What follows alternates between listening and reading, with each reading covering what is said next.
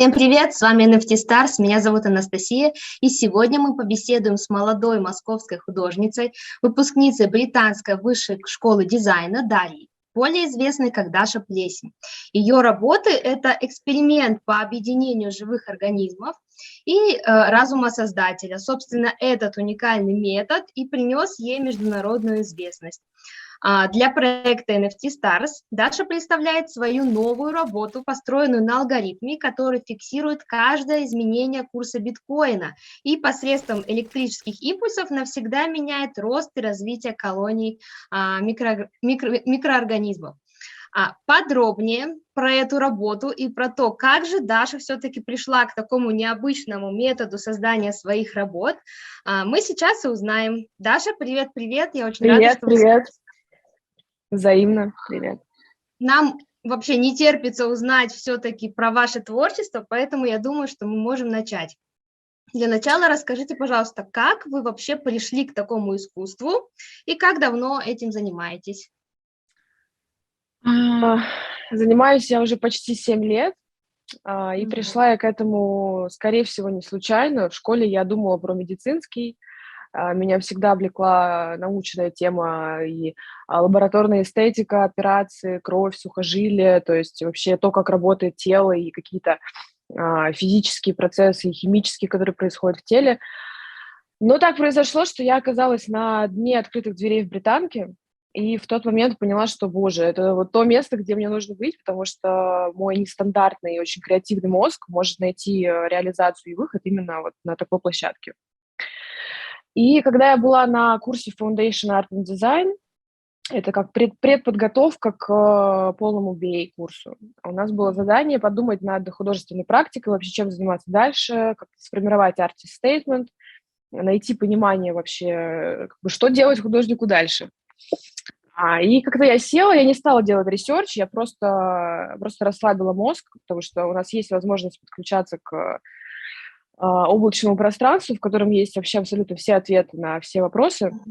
И расслабилась, и просто буквально на меня спустился образ вот этих вот чашек и микробиологической карты пространства, с которым я взаимодействую с пробуждения до отхода ко сну. То есть я утром проснулась, я потрогала телефон там, зубную щетку, чайник, тарелку, кружку, вилку, короче, все. Но я это вижу глазами, но я это еще также могу видеть и то есть видеть какой там именно микромир со стороны микроорганизмов, которые там обитают. Думаю, так, ну, как бы странно, почему бы и нет, раз уж мне это пришло в голову, как бы вперед, зачем отказываться? Начала пробовать, поняла, что я не микробиолог, не ученый, как бы это понятно, я учусь на курсе искусства. Попробовала, поэкспериментировала, сварила говяжий бульон, там залила его бутылкам, расписала, так, все, я готова, короче, выращивать. Ага, есть чашки Петри, что-то там происходит, какой-то рост. Около 2 месяцев где-то у меня эксперименты ничем не заканчивались, то есть просто роста не было. Я уже и под микроскопом, и туда, и сюда понимаю, что все, тишина. Потом я все-таки вычитала ключевой, нашла элемент, который необходим для грамотной культивации. И после этого уже начала видеть результат. И впоследствии я поняла, что так, если я учусь на файн-арте, и мне очень нравится наука, медицина и все, что связано с какими-то процессами, с законами Вселенной, физическими, химическими, то есть почему бы это не объединить? И именно вот в тот период я познакомилась с областью science art и bio-art. На тот момент я вообще не знала о том, что существует такая коллаборация между учеными, художниками, и то, что вот эта вот синергия может родить еще какой-то новый третий продукт, который способен помочь, мне кажется, совершить абсолютно точно какие-то новые открытия и в науке, и в искусстве, потому что это область, которая лишена абсолютно рамок, и здесь полная свобода, и вот как раз-таки это подключение к вот этому облаку, и это, конечно, потрясающе. Поэтому, да, почти 7 лет с каждой чашкой у меня какие-то все новые инсайты, где, куда, что замешать, куда подмешать, как с ними поговорить, как их поцеловать, обнять. То есть это вообще уже просто превращается в полную коммуникацию с ними, как с живыми представителями вообще мира, полноправными. И абсолютно точно у них есть сознание, и они чувствуют, слышат, общаются внутри чашки. То есть все эти колонии, они очень взаимосвязаны и влияют друг на друга. Это, конечно, потрясающе. Да, это очень круто. А вот почему все-таки концепция вашей вот этой работы включает в себя именно тему крипты и биткоина? Я помню, когда я первый раз услышала об NFT, я тогда как раз-таки была, по-моему, на втором курсе, что ли, и тут у нас кураторские тексты, выставки, тут история искусств, как бы лекции, все так серьезно, глубоко очень. И тут я слышу NFT, криптокотики, искусство, и я такая, типа, а зачем мне мой диплом? А как бы, а как, в смысле, я не Мгм. понимаю, а какой, кто там куратор этих котиков? Кто там вообще, какой там, какая концепция, какой замысел, как бы, какой райдер, а где выставка проходит? То есть мозг вообще совершенно был в шоке от того, что возможно связать тему токенизации, искусства и что вообще это происходит в мире. Тогда я, Мгм. конечно, была не в теме, абсолютно, но очень близко контактировала с человеком, который находился в торговле, и я видела, как это на него влияет, как его психика и тело, и как он вообще весь на это реагирует, на вот изменение курса, на биржу, там, все эти термины, медведи, быки. Я такая, Мгм. типа, Мгм. боже, криптокотики, господи, что делать? И я просто увидела, как человек стал уже именно психически меняться. То есть, и я ни в какой статье особо глубоко не видела изучения того, как именно трейдинг влияет на ментальное, психическое здоровье, на тело, вообще на коммуникацию, во что превращается человек, когда он занимается этим бездумно и переходит вот эту вот черту, и как бы самообладание какое-то теряет, и здоровье подрывается. То есть Ну вообще да. на тот момент для меня это было очень актуальный такой вопрос. Потому что, да, это как бы шум, хайп, но никто не говорит о том, а вот что делать человек. Вот он проснулся утром, и вот он Мгм. зашел в это пространство, он живет с этим, он идет с этим есть, не знаю, там, в туалет, к жене, там, и это просто настолько вшивается уже в его организацию телесную и психическую, то есть настолько, что просто я общалась в тот момент не с человеком, а с биткоином, и с этими, с Мгм. чатами в Телеграме, и это было прям вообще... Вот, именно поэтому в этой работе я захотела рассмотреть именно то воздействие, которое происходит на живой организм, и что это происходит не бесследно. То есть здесь концепция именно внимания к психологическим аспектам и к тому, что происходит с живой организацией именно во время этого процесса. То есть как это Мгм. затрагивает не только просто экономическую сферу и вообще все сферы, но и живую, органическую. Ну, это, конечно, очень круто, потому что, мне кажется, психологические аспекты именно трейдинга мало кто рассматривает. Отлично, но все-таки очень интересно узнать, как проходит весь процесс создания работы, как, когда добавляются краски, вообще добавляются ли они. И, наверное, такой вопрос, а хорошо ли вы знаете химию и биологию, или вы все-таки интуитивно действуете? Процесс происходит таким образом. Я иду первым делом на кухню и варю питательную среду. Это на основе агар-агара, там питательные вещества, собственно, еда этих микроорганизмов. Мгм. Далее разливаю ее по чашкам, и у меня есть набор пигментов, дополнительных элементов, там всякие пинцеты, шприцы, блестки, шарики. Очень много заимствовано из кулинарных практик, то есть какие-то посыпки, мастика, всевозможные красители, как натуральные, так и искусственные.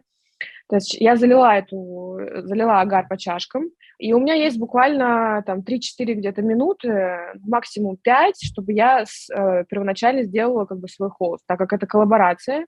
И первая часть именно моей работы — это создание самой чашки, в которой база уже имеет цвет. То есть здесь я принимаю решение, как это будет выглядеть, и где какие я хочу элементы оставить прозрачные, где цветные, где какие-то мне нужны переходы. Мгм.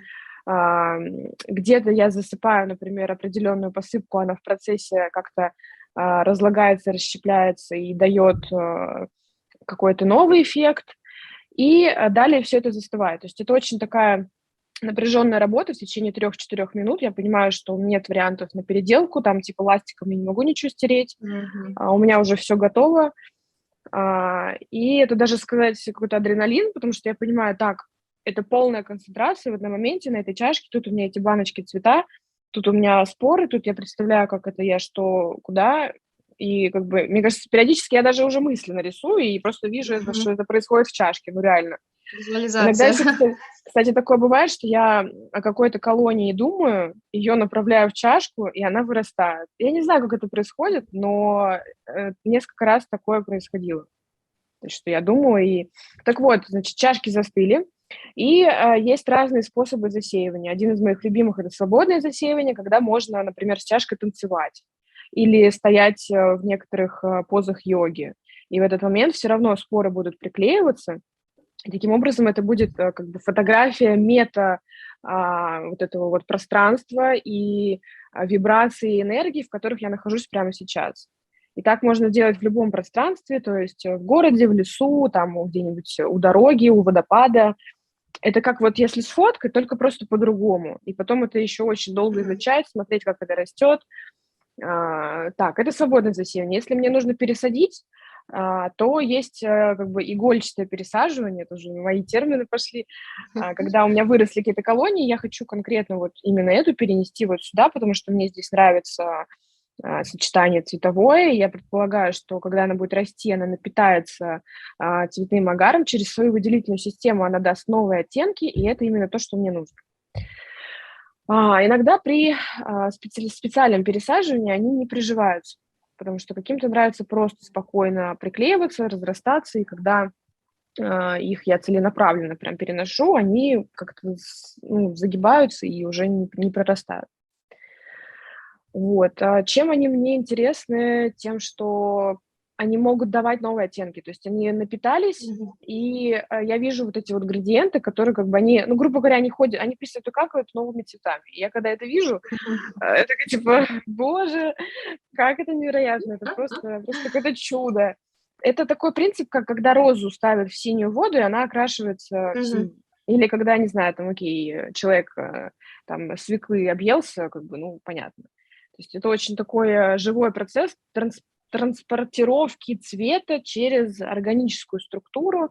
И это как такой оффлайн фотошоп природный, и это просто у меня я теряю дар речи, когда все это вижу, когда это вырастает. По поводу образования химического, биологического нет.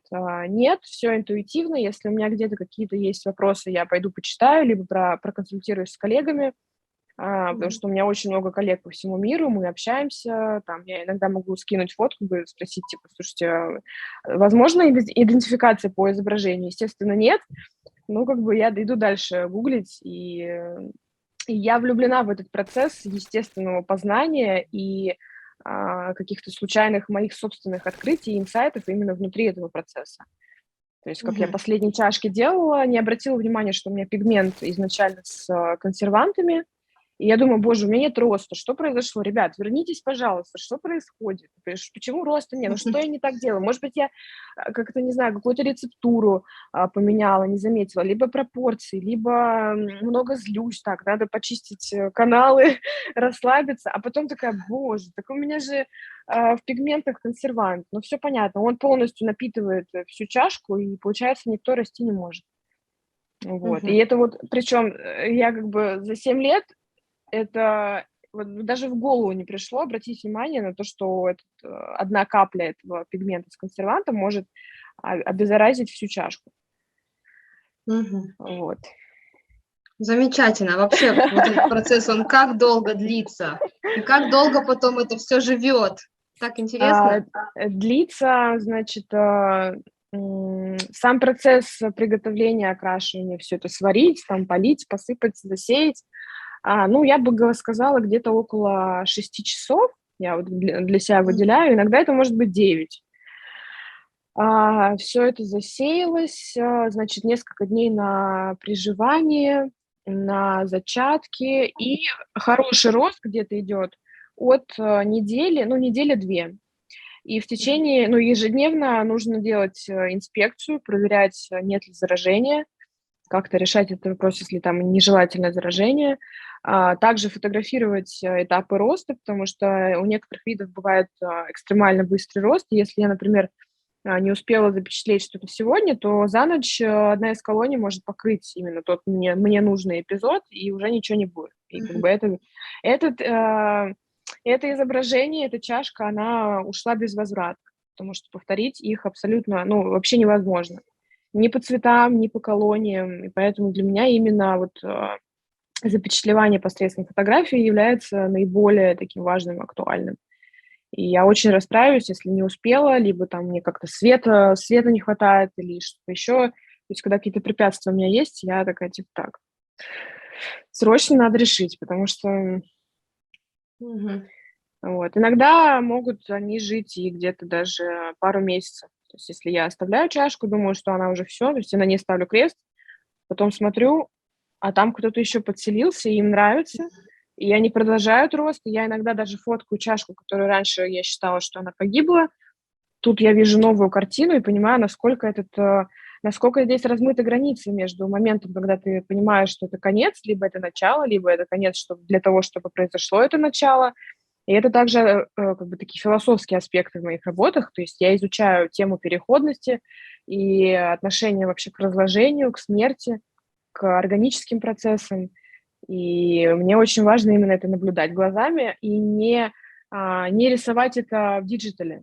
То есть я в какой-то Мгм. момент поняла, что мне очень важно из моей мета-мастерской, которая в голове, это воплощать руками и видеть глазами в материальном мире.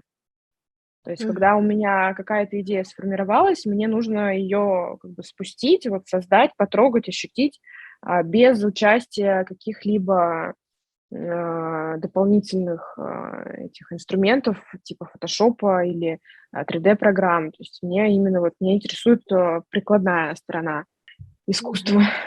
Не знаю, потому А, что я не умею в 3D или просто потому что я решила, что мне нравится именно руками это делать, видеть глазами.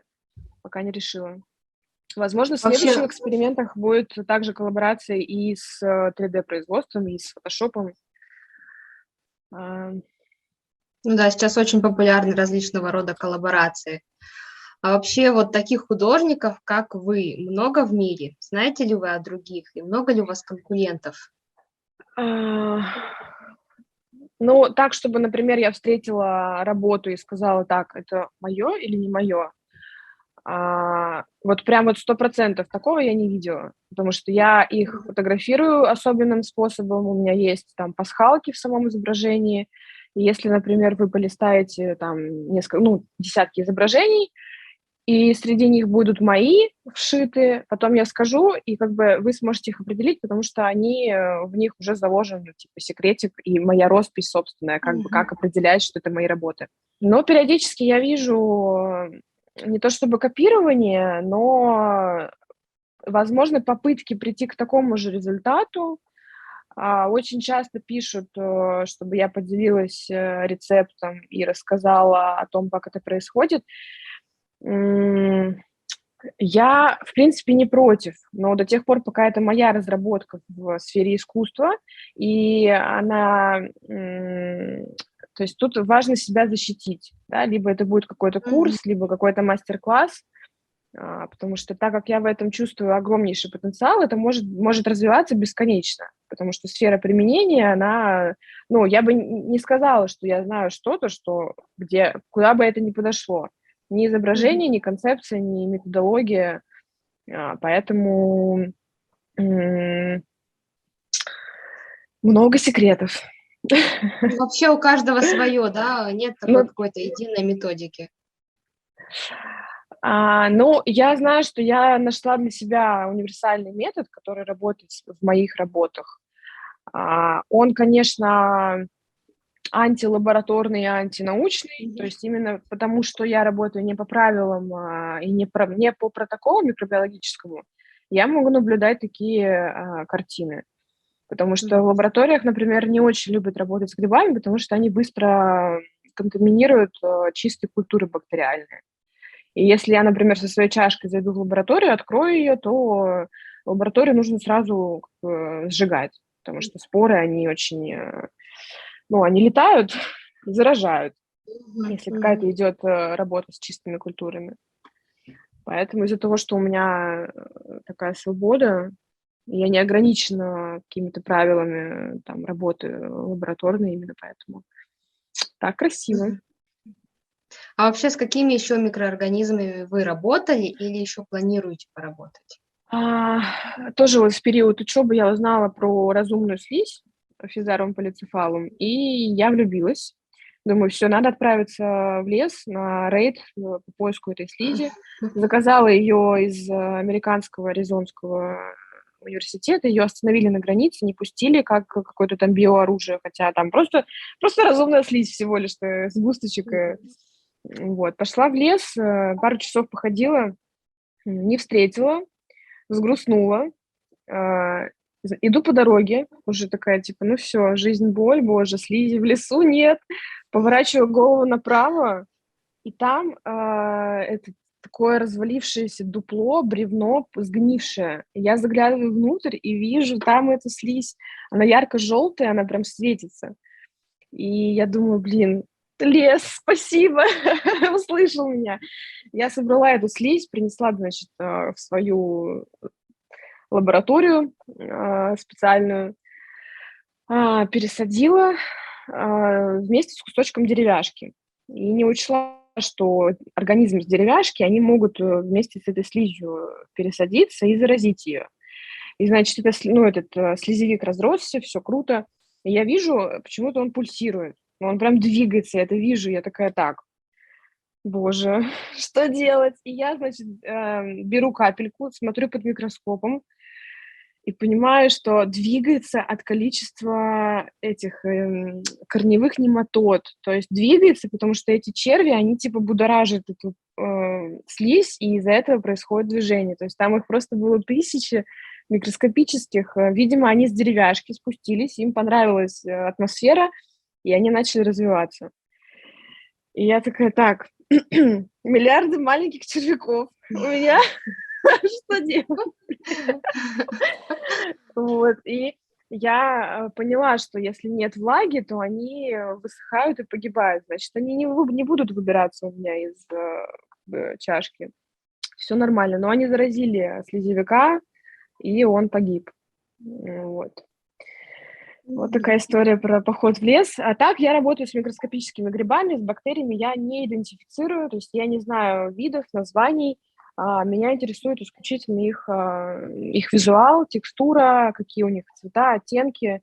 То есть здесь можно сказать, что я не выбираю, кто лучше, а кто хуже. Нет имен, есть просто вот как бы есть живые организмы, текстуры, цвета. И мне не нужно называть кого-то, чтобы любить, да, и не нужно определять, находить какую-то категорию, там. И работаю я с микроорганизмами из естественного микробиома, то есть взятыми с моего тела, квартиры, холодильника.